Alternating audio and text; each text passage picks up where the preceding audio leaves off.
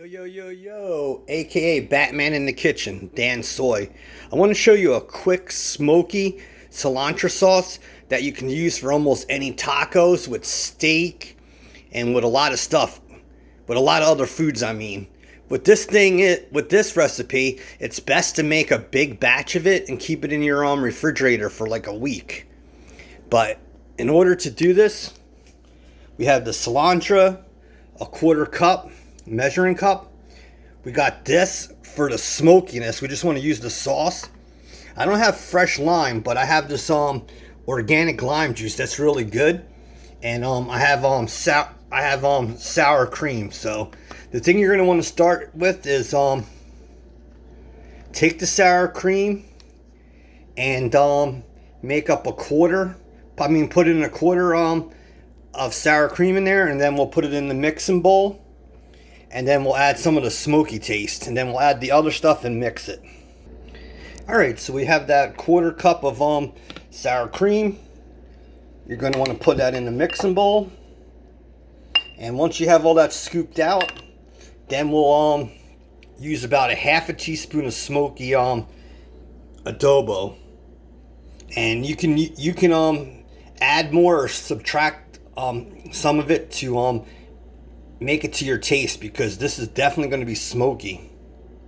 Alright, so we have that sour cream in there, a quarter cup. And like I said, this one is for your preference. You could use like a half a teaspoon or a quarter. So put that in there, and we're just going to start mixing. And if the sauce is too light, you could add more adobo in there. If it gets too dark, you can add more sour cream. Then the thing you want to do is take some of the cilantro and throw some of that cilantro in there. We don't need a lot. And then to kick it up a bit, we're going to add some lime. Like if you had a quarter lime fresh, it would be pretty good. So we got the lime in there, and just start mixing.